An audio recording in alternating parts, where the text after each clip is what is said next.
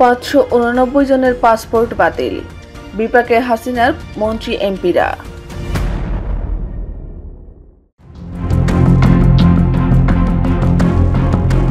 শেখ হাসিনা সরকারের সাবেক মন্ত্রী, এমপি ও তাদের পরিবারের সদস্যদের নামে ইস্যু করা বিশেষ প্রাধিকারভুক্ত লাল পাসপোর্ট বাতিল এবং সংরক্ষিত ব্যক্তিগত তথ্য জব্দ করা হয়েছে।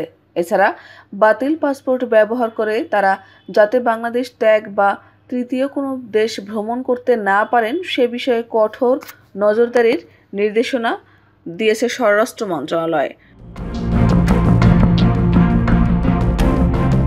সাবেক মন্ত্রী, এমপি ও তাদের পরিবারের সদস্য মিলিয়ে এ পর্যন্ত 589 জনের পাসপোর্ট বাতিল করা হয়েছে। গণমাধ্যমের প্রতিবেদনে এসব তথ্য উঠে এসেছে। সংশ্লিষ্টরা বলছেন, এ পদক্ষেপের ফলে শেখ হাসিনা সহ ইতোমধ্যে যারা সীমান্ত অতিক্রম করতে সক্ষম হয়েছেন তাদের পক্ষে বিদেশের মাটিতে নির্বিঘ্নে চলাচল করা কঠিন হয়ে পড়বে।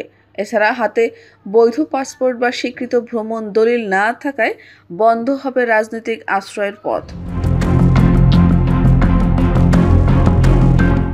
সূত্র জানায়, সরকার পতনের পরপরই হাসিনার মন্ত্রী, এমপি ছাড়াও 14 দলীয় জোট নেতাদের পাসপোর্টও বাতিল করা হয়েছে। এছাড়া আওয়ামী লীগের আশীর্বাদ পুষ্ট সাবেক সচিব, উচ্চপদস্থ সরকারি কর্মকর্তা, চুক্তিভিত্তিক নিয়োগপ্রাপ্ত বিভিন্ন সংস্থা প্রধান ও পদত্যাগকারী ভিসিদের পাসপোর্ট নবায়নে এখন ব্যাপকভাবে কড়াকড়ি আরোপ করা হচ্ছে।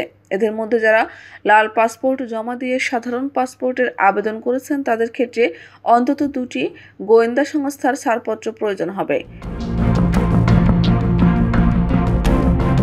সাবেক মন্ত্রী, এমপিদের পাসপোর্ট বাতিল ও অন্য কোনো দেশ ভ্রমণে কড়াকড়ি আরোপের বিষয়ে 3 সেপ্টেম্বর চিঠি দেয় স্বরাষ্ট্র মন্ত্রণালয়।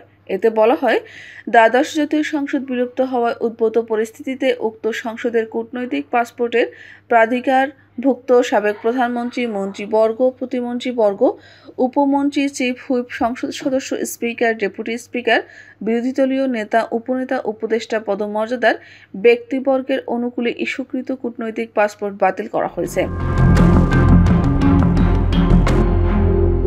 উক্ত বাতিল পাসপোর্ট ব্যবহার করে যাতে কেউ বাংলাদেশ হতে বিদেশে বা বিদেশ হতে তৃতীয় কোনো দেশে ভ্রমণ করতে না পারেন সে লক্ষ্যে প্রয়োজনীয় ব্যবস্থা গ্রহণের জন্য নির্দেশক্রমে অনুরোধ করা হলো। ইতোমধ্যে সাবেক মন্ত্রী, এমপি ও তাদের পরিবারের সদস্য মিলিয়ে 589 জনের পাসপোর্ট বাতিল করা হয়েছে। স্বরাষ্ট্র মন্ত্রণালয় থেকে 22 আগস্ট পাসপোর্ট অধিদপ্তরকে এ সংক্রান্ত নির্দেশনা দেওয়া হয়। এর পরপরই দ্রুততম সময়ে লাল পাসপোর্টধারী মন্ত্রী, এমপি ও তাদের পরিবারের সদস্যদের তালিকা করা হয়। পরে তালিকার কপি আগারগাঁও বিভাগীয় কার্যালয় সহ দেশের সব পাসপোর্ট অফিসে পাঠিয়ে দেওয়া হয়। এছাড়া পুলিশের বিশেষ শাখা ও অন্য গোয়েন্দা সংস্থাগুলোর দায়িত্বপ্রাপ্ত শাখা প্রধানদের কাছে অনুলিপি দেওয়া হয়। সূত্র জানায়, তালিকাভুক্ত ব্যক্তিদের পাসপোর্ট বাতিলের পর কম্পিউটার সিস্টেম সংরক্ষিত তাদের ব্যক্তিগত তথ্য জব্দ করা হয়েছে।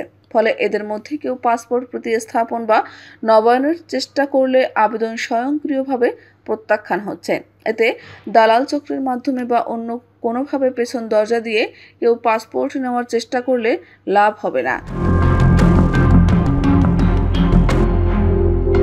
সরেজমিনে আগারগাঁও বিভাগীয় পাসপোর্ট অফিসে গিয়ে জানা যায়, আত্মগোপনে থাকা সাবেক মন্ত্রী, এমপিরা নিজে না এলেও পরিবারের নামে ইস্যুকৃত লাল পাসপোর্ট বদলে সাধারণ পাসপোর্ট পাওয়ার তদবির করছেন তাদের প্রতিনিধিরা।